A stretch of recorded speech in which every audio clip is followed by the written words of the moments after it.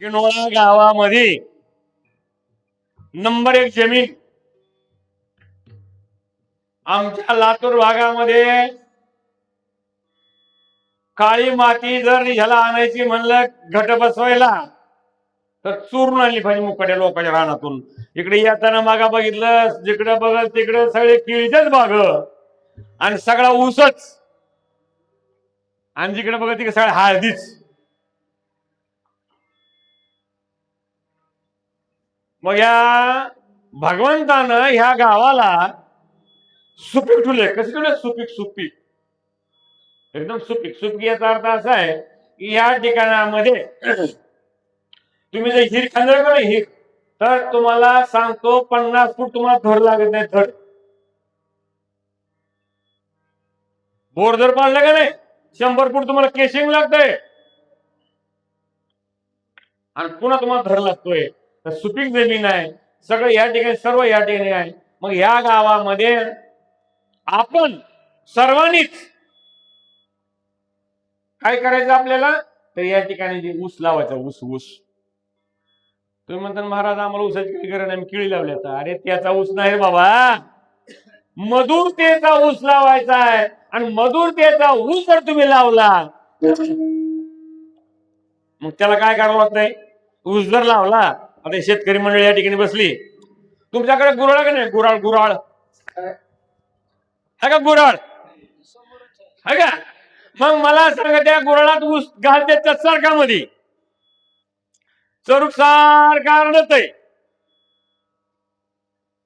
आणि रस कुठे पडतय?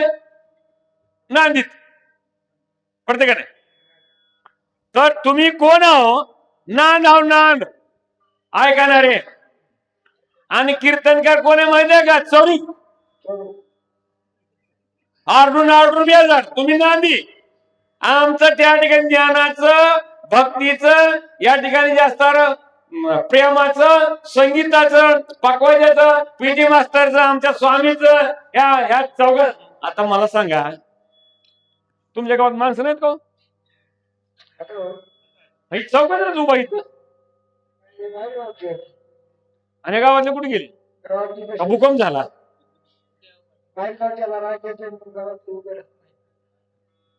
हो का? आम्हाला काय देणे की नाही. पुढच्या वर्षी माझी पंगत तर आहेच आहे. तुम्ही काय पट्टी लावायची माझ्यावर लावा. पण एक सांगतो, गावातले माणसं एकूण समजा आमच्या किती महिला कमीत कमी नाही नाही म्हणलं तर 20 आणि इकडून कमीत कमी नाही म्हणलं तर 20 गडी. तर पुढच्या वर्षी माझी पंगत आहे, नाहीतर माझी पंगत तुम्हाला नाही. माझ्या गोष्टीचा तुम्हाला राग आला हरकत नाही.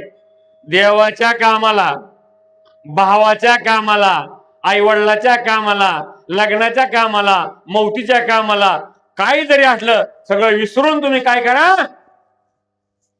गोळा व्हा. तर तुम्हाला माझी हात जोडून विनंती आहे. आणि तुमच्या गावचा मारुती तुम्हाला सांगतो खाल्लाकड तोंड करू नये. ही मारुती जो आहे तो कोण आहे माहिती आहे का? ही गरुड मुखाचा मारुती आहे, पंचमुखाचा मारुती आहे. ऊर्ध्वं तो नरसिंहं, दक्षिणं तु गर्वदशमं, उत्तरं तु गरुडध्वजं, पश्चिमं तु वानरमुखं, पूर्वं तु लक्ष्मीकांत. ही खाल्लाकड तोंड आहे मारुतीचं. खाल्लाकड तोंड मारुतीचा आणि चंद्राचा मारुती असला दिवस जर त्याच्या जर निघाला असलं त्याच्या दारामध्ये तुम्ही कुठलं जरी नामस्मरण केलं, पांडुरंगाचं करा, महादेवाचं करा, मारुतीच महादेवाचा अवतार आहे. 11वा रुद्र आहे मारुती. म्हणून साठी प्रत्येकाच्या गळ्यामध्ये 5 मुखी रुद्राक्ष असणं गरजेचं आहे. मग ते कुणी जातीचं असतं. रुद्राक्ष जवळ जर झाला माळकरी, तुम्ही माळकडे येऊ नये. आहे का माळ बघू?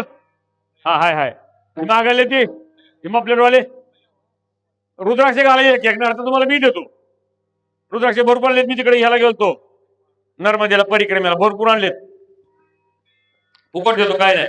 मग प्रत्येकाच्या गळ्यामध्ये 5 मुखी रुद्राक्ष जर राहिला तर त्याला कुठल्याच प्रकारचं या ठिकाणी काय होणार नाही, तर त्याला धोका लागेल. मग त्या माणसाला त्रास होत नाही. मग त्या जर माणसाला नाही जर त्रास झाला तर मधुरता त्याच्यामध्ये पाहिजे.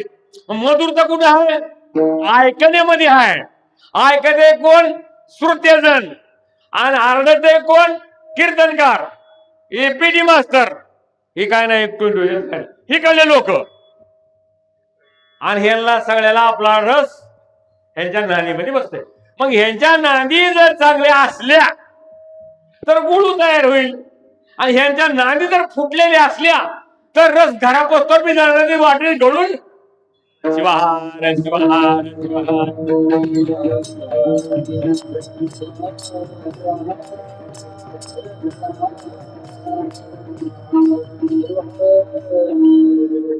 मधुरतेचा रस तुम्ही सगळ्या जणांनीच घ्या, या म्हणूनसाठी महादेव प्रभू आणि या ठिकाणामध्ये जास्त मधुरता म्हणतात.